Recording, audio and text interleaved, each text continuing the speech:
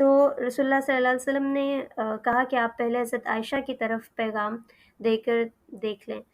تو حضرت خولہ حضرت عائشہ کے پیرنٹس کے پاس گئیں اور انہیں پیغام دیا نکاح کا، تو انہوں نے بتایا کہ حضرت عائشہ کا تو وہ رشتہ پہلے سے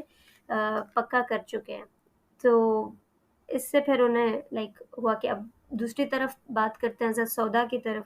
تو حضرت سودا کو انہوں نے جب نکاح کا پیغام دیا تو حضرت سودا نے اس کو ایکسیپٹ کر لیا، لیکن مین وائل حضرت ابوبکر رضی اللہ تعالیٰ عنہ ان لوگوں کے پاس گئے جن سے رشتہ طے کیا ہوا تھا کہ آپ اب نکاح کی بات کریں۔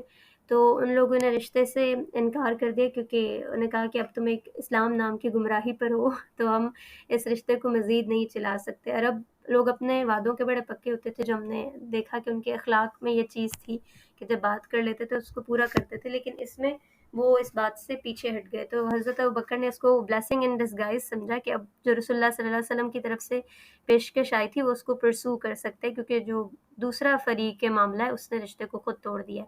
تو آپ نے پھر دوبارہ حضرت خولہ کو میسج دیا کہ وہ جو رشتہ تھا وہ ختم ہو چکا ہے، تو حضرت عائشہ سے رسول اللہ صلی اللہ علیہ وسلم کا رشتہ کیا جا سکتا ہے۔ تو اس طرح اب ایک ہی وقت میں دو طرف رشتے رسول اللہ صلی اللہ علیہ وسلم کی طرف سے چلے گئے اور دونوں طرف سے ایکسیپٹ ہو گئے۔ تو رسول اللہ صلی اللہ علیہ وسلم نے اس وقت حضرت سودا کو پریفر کیا نکاح کرنے کے لیے اور گھر لانے کے لیے، کیونکہ جو گھر کی ذمہ داریاں تھیں وہ ایک سمجھدار خاتون ہی بہت اچھے سے نبھا سکتی تھی، اور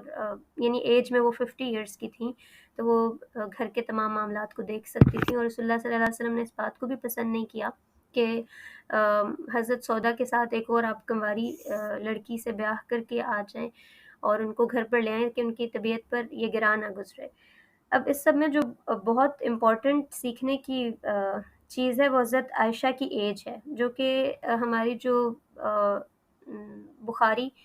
میں نریشن آتی ہے، ہماری مختلف احادیث میں روایات میں جو ملتا ہے وہ یہ ہے کہ حضرت عائشہ کی ایج صرف 6 سال تھی جب آپ کا رشتہ ہوا، اور 9 سال تھی جب آپ کی رخصتی ہوئی۔ تو اس کو میرا خیال ہے کہ بہت امپورٹنٹ ٹاپک ہے، کیونکہ ہم سیرت پڑھ رہے ہیں اور رسول اللہ صلی اللہ علیہ وسلم کی شخصیت اور ان کے کردار کے بارے میں پڑھ رہے ہیں، تو اس پہ جو ایلیگیشنز لگائی جاتی ہیں ان کو کلیئر کرنا بہت ضروری ہے۔ تو حضرت عائشہ کی ایج کا جو کہا جاتا ہے اس میں بات یہ ہے کہ کیونکہ بخاری میں روایت آ گئی اور اس پہ جو لوگ عقل یا سمجھ یا کہہ لیں دلیل سے کام نہیں لیتے، وہ ایز اٹ از اس کو ایکسیپٹ کر لیتے ہیں کہ اگر بخاری میں لکھتی ہے تو بس وہ 6 ہی ہے، پھر اس کے اوپر وہ کوئی لاجک، کوئی ریزننگ، کوئی اور چیز نہیں سننا چاہتے۔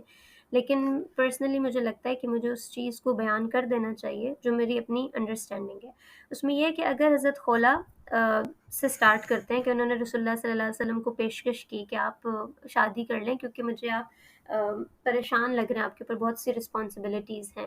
تو کیا وہ کسی 6 سال کے بچی کا رشتہ پرپوز کریں گی؟ کہ اگر ایک بندہ پہلے سے پریشان ہے تو آپ 6 سال کی بچی گھر میں لے کر آئیں گے تو پریشانیوں میں تو مزید اضافہ ہی ہوگا کہ ایک اور بچہ گھر میں آ گیا، اور اتنی سمجھدار نہیں ہوتی 6 سال کی بچی کہ وہ کسی بھی سچویشن کو